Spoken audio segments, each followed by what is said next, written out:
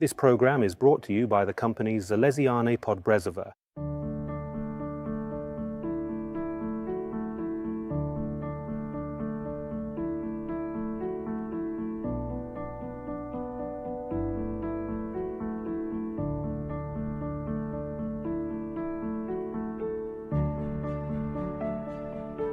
The owner of the castle has been Železiarne Podbrezová since 2002, and since then a gradual heritage restoration of the entire site has been underway. Based on heritage research, the main repair carried out on the whole building was the roof covering to prevent water from leaking into the structure. The entire lower area has been revitalised, and the courtyard, which is apparently a defensive fortification, has also been restored. The external facades of the castle have been completely renovated, and even the youngest part of the castle, the Gizella Annex, has been revitalised. This now serves for cultural and social events. At present, we are restoring the upper medieval part of the castle. The current project over the next 2 years will focus mainly on the restoration of the second above-ground floor, so this concerns the historically, artistically and architecturally most valuable parts of the castle.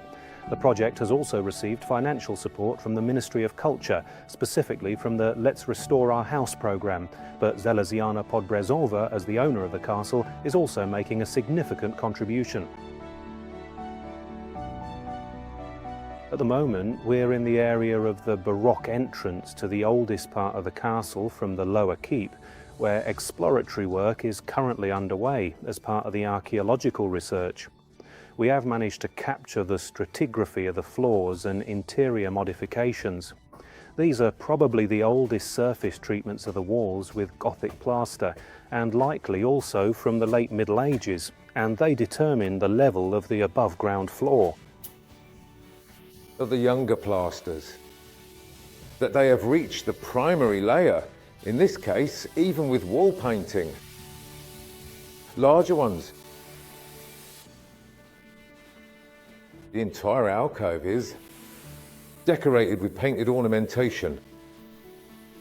This is best seen when it is sprinkled with water.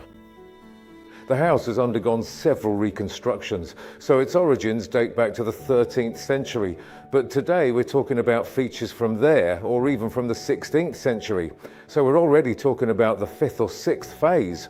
In the meantime, in the 15th century, there was a major earthquake here which destroyed part of it, and a floor below we have 2 younger vaults. Today, the archaeologist has found older plasters than those 2 vaults.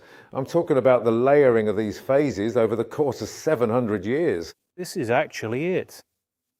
You could say it's that late medieval daub which is connected to the modification of the spaces beneath us, where the vault was probably restored after the earthquake in the 1440s.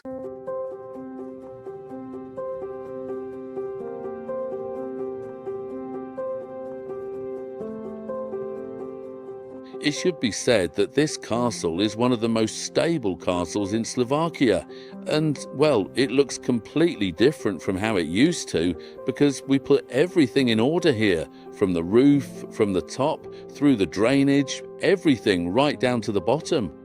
But a little gem, for example, when a few years ago our wall collapsed, just like in Trenčín, how long has it been being repaired in Trenčín? 5 years, 7 years. The state didn't provide any money. We sorted it out ourselves within a year, but I'm glad that such a cultural monument has been preserved in Slovakia, because every Slovak who comes here, who passes through, can be proud of this castle. You know, when you're in Horehronie or up the Hron, it's a huge landmark. It's one of the few castles that's lit up every night, so all the foreigners, visitors to Slovakia, when they come by on their way, they see a landmark just like you would see in Germany or France, and that's brilliant. And I, well, not just me, but my colleagues as well, we're proud that alongside our regular work, we managed to save such a cultural monument. Our aim is to restore the chamber of František Veselenie, where the culture of castle living in the 17th century will be presented. So visitors will see period furniture, historical decorations, and a working tiled stove, which will be made from tiles discovered during archaeological research. By connecting several rooms together, that is, by removing the modern partitions, one large hall will be created, where, by chance, I will be present, and we will present the culture of dining there. everyday life, but also the ceremonial life. The nobility who lived in the castle, and the restoration also concerns the donjon. Perhaps it is not the oldest part of the castle, but the roots of this section reach as far back as the 13th century. In the lower part there are very precious frescoes which were damaged in the past, and the priority is to restore these frescoes. We're also trying to give visitors an experience, so that they come back here repeatedly. So in addition to restoring the castle, we are also thinking about making the spaces equipped with sound. There will be an intelligent guide, and some of the historical stories will even be projected onto the walls. We are also discovering new things, of course, because research is simply being carried out as well.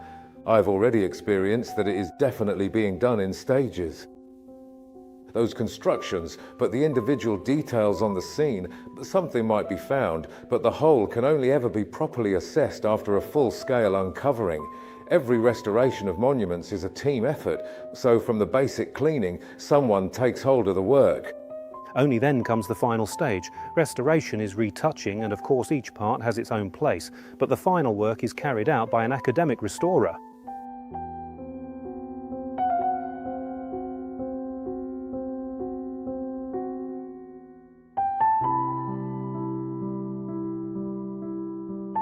In reality, it doesn't really matter who owns the castle, who possesses it.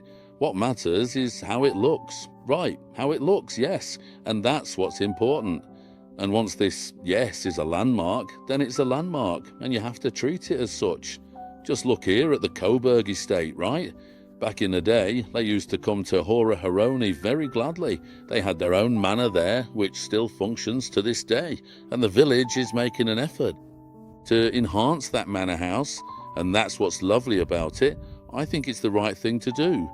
Well, once it's not there, it doesn't take much for it to be finished, just in terms of appearance. That's it. When it's finished, once it's completed, then you have to start thinking about repairs and maintaining it. What you see here, what's been done, it's about 60 to 70% complete, and it's taken more than 2 decades, so it all depends on their finances, you see. As we mentioned, the restoration of the castle is mostly funded by the Podbrezová ironworks. The operation is costly, so it really relies on those external sources. If there were more of them, the restoration would progress more quickly as well. I think that every single entrepreneur who manages to earn some money and has a cultural monument in their vicinity should pay attention to it, help out and preserve this heritage of our fathers and grandfathers, because it really is true that those who do not value the past, then they do not deserve a future. And that holds true today and will continue to do so. That's why the wealthy, successful world is always immensely proud of its cultural monuments. It doesn't matter whether you go to America, Russia, China, Japan or Africa. Wherever you go, people are proud of their cultural heritage, and we should be too. In Slovakia, we should devote much more attention to this because Slovaks tend to overlook it.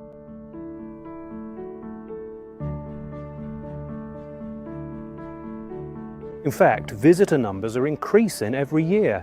Last year there were 28,000 visitors. Now we can see that this year it'll probably higher by a few thousand. And actually, apart from the usual guided tours, we are trying to bring life back to the castle. We organise night tours and concerts here. It's possible to rent the venue for private events as well. We organise wedding ceremonies and various other cultural and artistic installations. It should primarily be used for representational purposes, right? And that's how it was designed. And above all, it must remain open so that people can come and see, so that young people and children can visit, so they can see and develop a relationship with history, because that way life will be easier for them, as they'll have a richer life. Yeah, because when children are falling asleep and they see the castle, or they hear stories about the castle, he was at Slovenska Ľupka, right? So it just makes him happy, whether young or old. That's how it should be. This is for everyone who comes here.